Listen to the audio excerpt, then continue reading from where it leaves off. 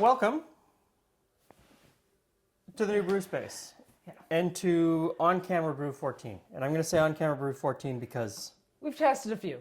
We'll be fully honest. We've tested a few. We had to try, you get new things. You want to give them a try. So yeah, you can see we've shifted out. One of the things we tried was this Scottish ale, which is okay. It's okay, and I think right now it's in the lagering freezer. So it's a little chilled. I think it's too cold.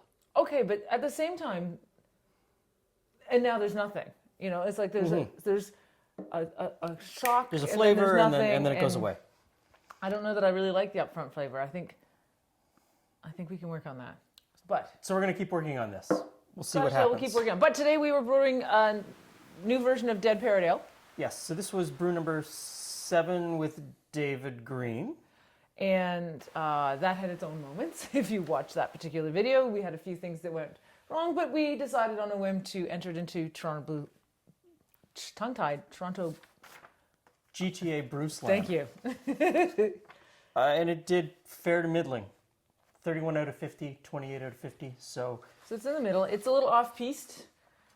I think one of the things they recommend was changing the temperature to kind of fill in the flavor a little bit, fill in the mouthfeel. So here's what we did today. We came in, we set up the brew hot. We put it all together, filled it with water, and we're filling it now with an inline hot water heater, so a tankless hot water heater, which means happens to be the one we have. So yeah, it's here. So we can fill with almost strike temperature, or better than cold water for strike temperature. So at about 125 degrees it comes in, 120, 125. So we measured out all the grains and we ground them.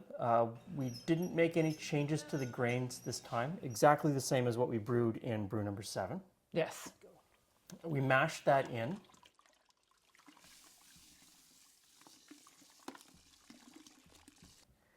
And the mash we did at 154. 154. And a little higher. A little higher. Last time we did it at 150. So a little bit higher because one of the things they kept saying was mouthfeel, not enough body, mash at a higher temperature. So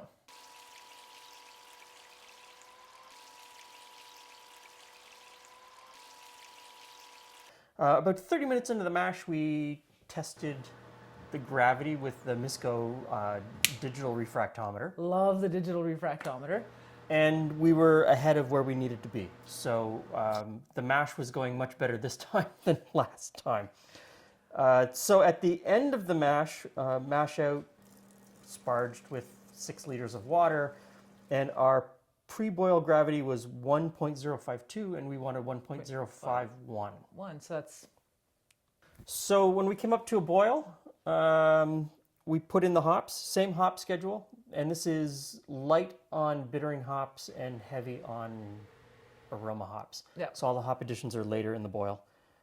In between mashing and boiling, we cleaned up all of the equipment that we used for the mash in the brand new cleanup area. And I got to tell you, I love this huge, deep stainless steel sink. It makes cleanup a dream. And when we chilled, I got to tell you, I really love having hot and cold running water over here beside where we're brewing under the vapor hood. It is terribly convenient. It is very convenient. This vapor hood or this brewing hood is fantastic. Clears everything out. No smell, no extra humidity. Humidity in the house, which is nice. Post-boil, we put a couple of drops of wort on the Misco digital refractometer and realized that we had hit 1.057. We were looking for 1.058. I think we did pretty well on that. We did, though, use yeast that we kicked ourselves. Mm-hmm. Cooked ourselves? We don't really cook it. That's not the right word. We did a yeast starter. Yes, thank you. So it's something that we've tried a couple of times, and we'll walk you through our failures. Yeah, so there'll be another video, and you can check that out. So we pitched the yeast, and that's where we sit now. So the yeast is just starting to work. No. No bubbles yet. Not yet. We haven't hooked up the glycol chiller because it is the last week of February.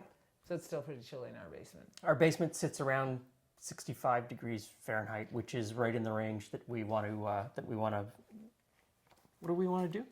Brew beer. Ferment. Thank you. The range we want to ferment at. So another week we'll keg it, then we'll carbonate it, and hopefully we'll have another video with a tasting. All right, until then, I guess we've got a few liters of Scottish ale to finish. I think we're on the right track. Yeah, it's going to take a few more, though. It will take a few more. That's not quite right. Come on back. Cool. I keep jumping ahead to the exciting parts.